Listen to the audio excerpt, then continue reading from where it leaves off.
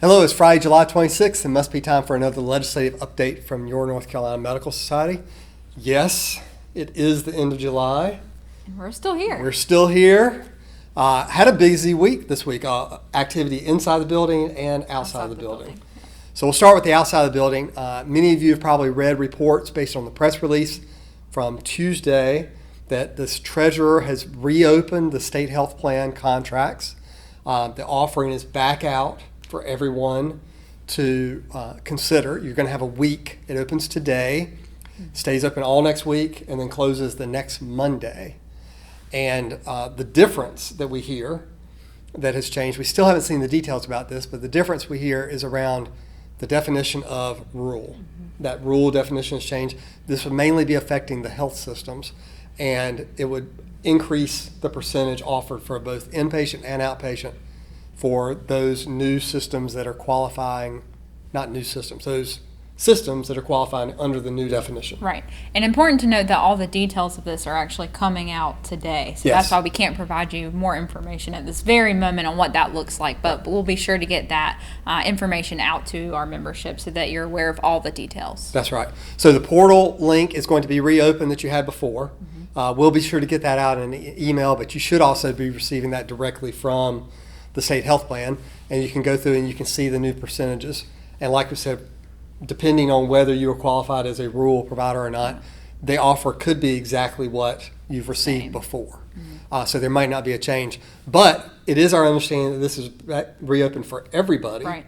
So even if you didn't sign up before and now you've decided you want to sign up, even if your rates haven't changed, that offer is back out there also. Right. So the whole thing is kind of just back on the table. Back on the table for a week. Got a week to look at that and then see what happens. So some activity within the building this week.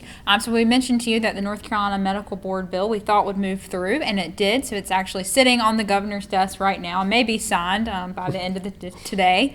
And we hope that it will be. So we're excited to get that bill through the legislature. So hopeful that Governor Cooper will sign that shortly. That's right. Another bill that has been worked on diligently by the Senate for this session is the CON bill. We've given you multiple updates about it. It finally passed the Senate this week. And in its final form, it really focused mainly on the threshold changes that we've described before. It opened up the continuing care for those home-bound folks that are people living in certain homes that are able to get new services. And it changed a geographic measure that would allow any CON holder to move their CON, I think now within the county, within the geographic boundary of the county that they're in. Originally, in one of the PCSs this past week, it would have allowed that CON holder to move their stuff anywhere in within the state. Yeah. Which was a little crazy, but just because everything about the CON process is geographically based, so that seems kind of odd to base the entire system on geography and then allow it to go anywhere. But that's been changed. Like I said, it's just mobility within the county.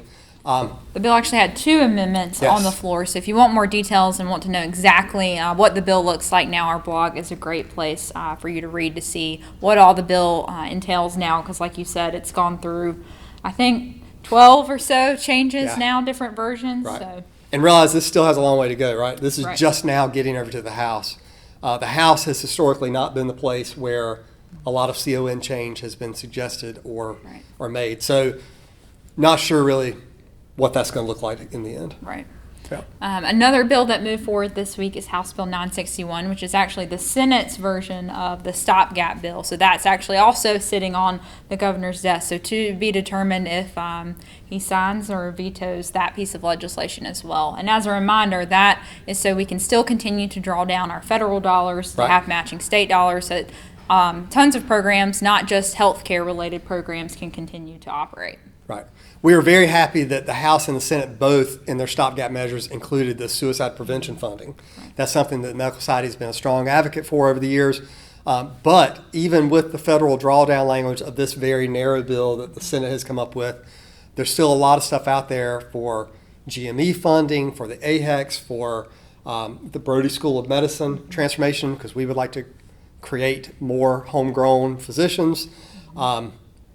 Medicaid transformation money, all that is still left within this debate that is occurring between the legislature and the governor over what the budget should be, right? And then we still have House Bill 655, Right. healthcare for working families on the calendar as well, which is a part of this budget conversation. That's right. And it is entangled because, of course, the governor is asking for complete Medicaid expansion. The General Assembly doesn't seem to want to do that. This is kind of a middle ground, as we've explained before. And folks are still talking about amending that or changing that bill dramatically also. So all of this kind of implies that we're still going to be around For a while. for quite some time. Get used Yeah. to our video, I guess. That's right. So we have really had an organized White Coat Wednesday for a few weeks. Maybe it's time y'all come back to town, see us again, because if we're going to be around a while, it might be nice to have some folks visit again. But again, we don't know what the session schedule Schedule's- looks like, so we could just be here Monday and Tuesday and not Wednesday, or maybe Monday, Tuesday, Wednesday, and not Thursday, so Yeah. that's still up in the air. A lot of unknowns right now, and we're sorry. I know we like to try to give you something that's a little bit more definitive, but there's not a lot of definitive out there right now. Yeah. Scary. So watch the blog, like Sue Ann said. That's going to be our daily update. That's going to be where you can really know exactly kind of what's moving. And we'll bring you another update next week and hopefully have a little bit more information about when the end is in sight or how all these things might come together. And we do have a health committee scheduled for next week, so we'll definitely have something to update you on. That's right. Have a great weekend.